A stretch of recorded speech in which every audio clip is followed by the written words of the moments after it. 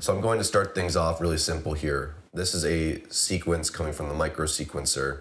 I'm going to run it through the various weighted multiple inputs. So this is sort of the weighted mixer functionality, but it really works the same both ways technically. But basically this is going to be roughly 100%, this is going to be roughly 90%, this is going to be roughly 75, it's going to be roughly 65 or something like that. It sort of cascades down to about 12.5% of the original input and or the original output. Again, I could patch this the exact same way just by doing it, this being the input and then the weighted multiple outputs, or I can do it like this where this is always the output and these are just the weighted inputs. So I'm going to do that right now as I sort of send the signal down this path just to show you how it attenuates. You've heard this before, it's a pretty standard rings patch. It's in the orange mode. Anyway, you can hear how you can hear there that this output is roughly 100%. And then if I take it to the next output, you'll hear it slightly attenuated. It doesn't get quite as high, doesn't go quite as low. Try the next one here. Even more attenuated.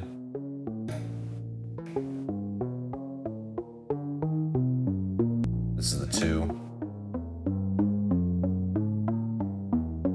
And I actually think at this point, as you're attenuating it further, the ratios are probably such that you're actually changing the temperament of the sequence. If your sequencer is in some sort of Western scale of some kind, I think that will in some way be messed with in terms of the tracking because it's attenuated at a non-standard frequency. I'm not going to bust out a calculator to do the math, but that's sort of the idea that's happening here. So as we expand this patch, let's start with this very simple, roughly 100% patch to make sure we're not messing around with those things too much.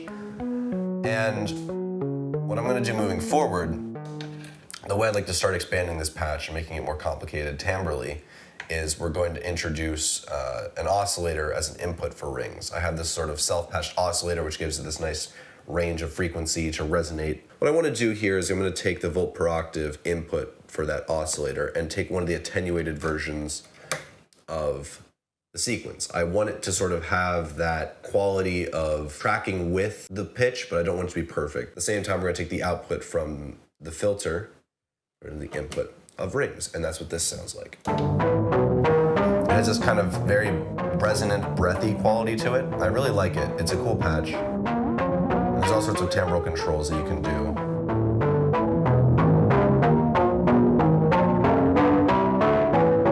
It has a really cool sound to it. We can kind of do a lot of different things with this sound. We can even mess with the oscillator, change how it feeds back onto itself, and that changes the timbre that's feeding the resonant chamber, if you will, for this oscillator. This one's going to be a bit bonkers, I think. I have chance being clocked at a different rate than the sequencer, which we'll see that could kind of go off the rails, but I want to see what that sounds like. I'm going to put it into this. Yep, yeah. Let's attenuate that a little bit. Just give it this kind of gummy quality. Actually, let's put that like in the 2. A fun kind of non-standard vibrato now effect going on. And then we can take an output. This is an input, but this is an output technically. Why don't we run that into the structure? Oh no, let's go with the damping input on rings.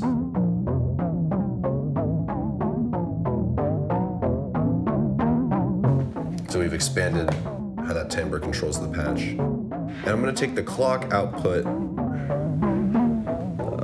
the rhythm output, and sync the Batumi. I kind of like this. This kind of reminds me of a vinyl bend effect or a tape effect, whatever you would call that. It kind of reminds me of that timbre quality. Let's mess with this a little bit.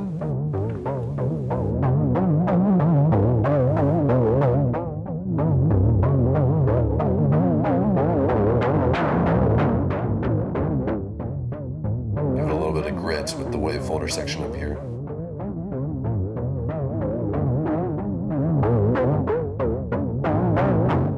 I'm going to feed this back on itself actually. Let's take the blend output.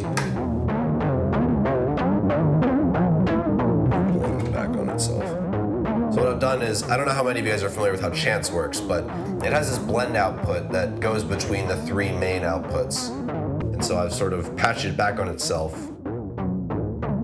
So the blend is kind of moving roughly centered around wavetable, but we're getting, a little bit of some different controls, some different possibilities now.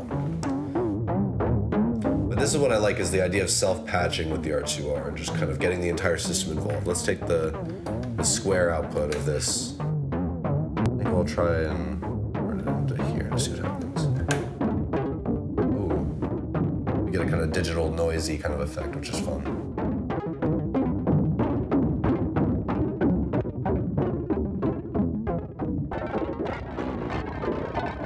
That's what, messing with the rhythm control. Ooh. Slow down, we're getting some interesting effects here.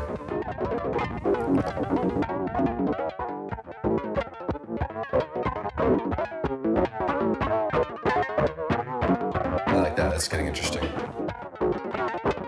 But it's all because we have this patch that's sort of growing and expanding. I'm gonna take the last patch point, and I'm not sure where I want this to go. Maybe, let's send it to a timbre control. Let's send it to brightness.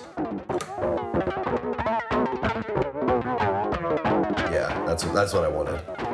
This is just legitimately bonkers. But it's all thanks to this, self-patching matrix effect. We can switch the outputs if we want. It'll be totally different.